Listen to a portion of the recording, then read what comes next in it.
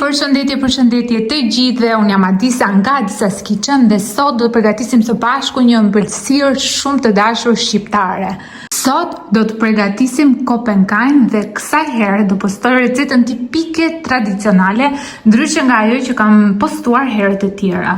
Shumë e thjesht, ka shumë pak përbërës, janë vetëm disa sekrete që duhet I keni parasysh që të dalë perfekt, ashtu siç duhet, dhe përgjatë gjithë videos unë do ju sqaroj me detaje çdo gjë. Përpara se të filloj nga puna, nëse jeni të rinj në kanalin tim, mos harroni të bëni subscribe dhe të shtypni butonin e zilës, kështu njoftoheni sa herë postoj një recetë të re. Postojmë disa receta të reja gjatë gjithë javës dhe në fund fare do ju shfaqem 4 videot më të shikuara e më të pëlqyera nga ju.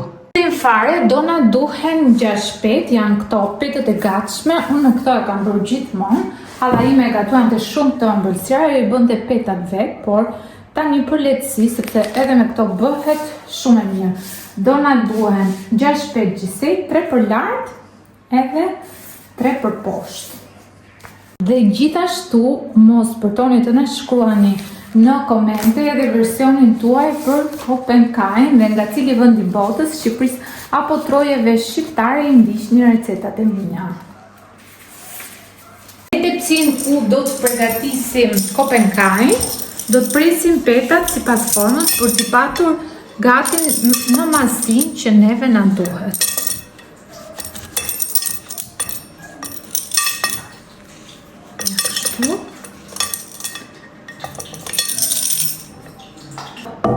Tenxherja e vogël këtu kam shkryer 70 gram gjalp, do të lyejm si fillim fundin e tepsisë që do të përdorim për të bërë kopenkajn. Këtë duhet ta bëjmë në fillim për ta pasur para, madje dhe furrën do ju them kur duhet ta ngrohni, ose më saktë 10 deri 15 minuta para përfundimit të kopenkajt duhet të ndezim furrën, që do thotë më një herë pasi shtrëmpetet, sepse pandispanja për kopenkajn bëhet shumë shpejt.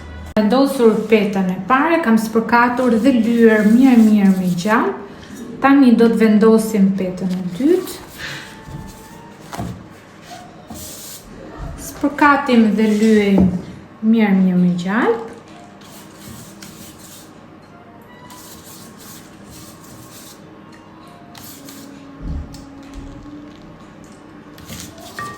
Dhe do të vendosim edhe petën e tretë. Si rregull, shtresa para se të vendoset pandispanja duhet bëhet me recel, por unë sot nuk ta e bëj, po e lë atë shijen e vet të thjesht për lirë me pak gjalp. Fillim na duhen 7 vezë dhe kushti I parë është që vezët të jenë në temperaturë ambienti. Shkojmë me vezët 250 gram sheqer. Do të shtojmë gjithashtu krip me majat e gishtave, pasti qeret e shtojmë gjithmonë, këto jo vetëm për të balancuar disi shijet. Do të rahim me rasjen elektrik dhe sekreti I parë I ëmbëlsirave që janë me pandispanjë, unë ja kam thënë gjithmonë, është rrahja vezëve me sheqer. Duan 10 deri 15 minuta në mënyrë të pandërprer derisa krijohet një shkum voluminoze e qartë. Do të thënë bëhet e zbardhur. Dhe me këtë shkumën duhet të shkruajmë, pra unë do ju tregoj si duket, kur ngrem në frusën elektrike bashkë me shkumën, ajo krijon shkronja aty mbi shkumë që qëndrojnë për disa sekonda. Vazhdojmë të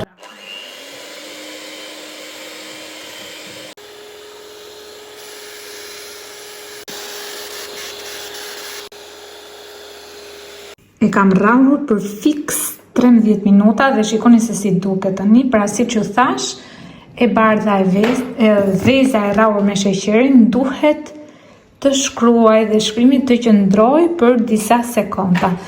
Tani kam ndezur edhe furrën dhe do të vazhdojmë me përbërësit e tjerë. Rasti elektrik nuk do të na duhet më. Do punojmë me rastin e dorës, nuk do të përdorim me rastin elektrik dhe do të vazhdojmë edhe për këtë shkush që mielli duhet të sitet, do të shtojmë 240 gram miell, duhet të zbatoni masat në peshore, sepse vetëm kështu do të keni sukses sidomos me ëmbëlsirat. Ato ëmbëlsira që jepen me masa me peshore duhet t'i zbatoni me peshore.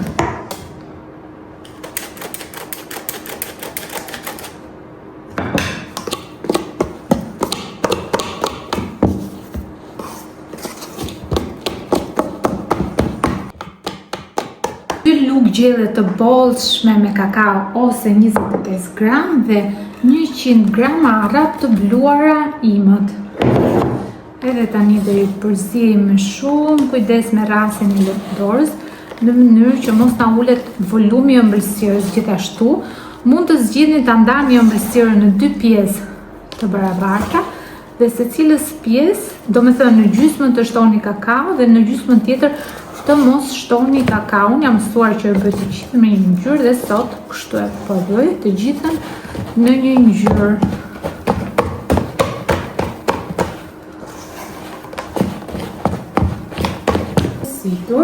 Një paketim me freskik mund ta lëm edhe kështu, por nga pjesa që kemi arë dua të hedh dhe frysën në kekut.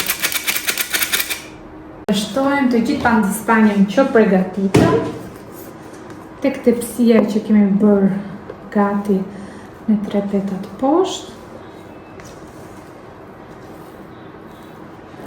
Pandispanja duket që tani që ka dalë fantastike sepse vazhdon të qëndrojë fryr dhe është plot me ajër.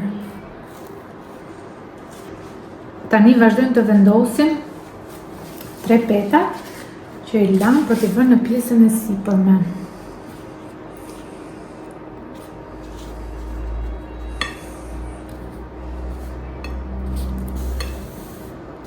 Dy lyejmë pet për pet me gjalpin e shkryr që kemi bërë gati. Mundohemi t'i rrotullojmë pak të petët, sepse duken si më të vogla, që të mbulojnë gjithë sipërfaqen e ëmbëlsirës.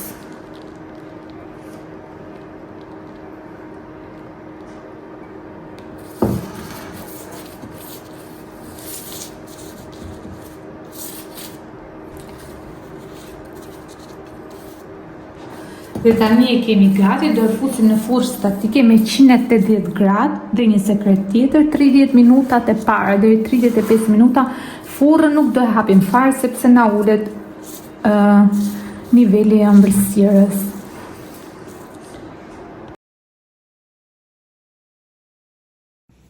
Shikoni pak Kopenkai është gati, është fryrë shumë mirë. Tani do të përgatisim shpejt e shpejt shërbetin. Shërbetin do të na duhet 1 kg sheqer dhe 900 ml ujë. Qenë shumë të aromatizoj shërbetin, prandaj shtoj pak karafil, pak kanellë, pak aromë vanilje, por këto janë në dëshirën tuaj, mund ta lini edhe pa asnjë lloj arome. Kam shtuar edhe 2 feta me limon dhe do presim 10 deri 15 minuta derisa shërbeti merr val, pra duhet të zi. Pasi ka marrë val, 10 deri 15 minuta. Shërbetin e kemi gati, do e lëm të ftohet pak dhe do helim një pjesë vetëm si për Kopenkai që të zbutën pak petat dhe pastaj do e presim. Tani shërbetin e kam lënë të ftohet vetëm 5 minuta dhe po i shtoj vetëm pak kështu sipër që të zbuten këto petat para se t'i presim. Sepse petat, duke qenë se janë bërë kërce kur e pret, thërmohen të gjitha.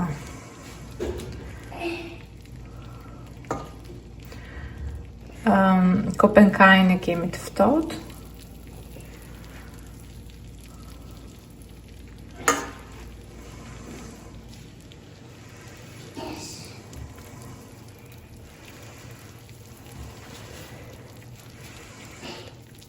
Tani jemi gati për ta prerë. Ta prisim në formën që doni, do e pres në formën e rombeve apo të nuskave të baklavas. Dhe tani shërbetin e kam ngrohur përsëri, e kam lënë që t'i bjerë ajo vala e parë dhe po ja hedhim Kopenkait.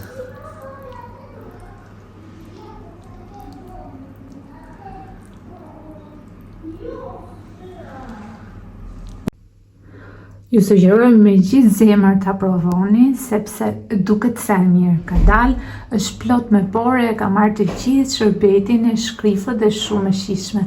Ju bëf të mirë nëse e provoni dhe festa të gëzuara. Shikoni pak si ka dalë një pëllëm plot me pore dhe shumë e shkrifët.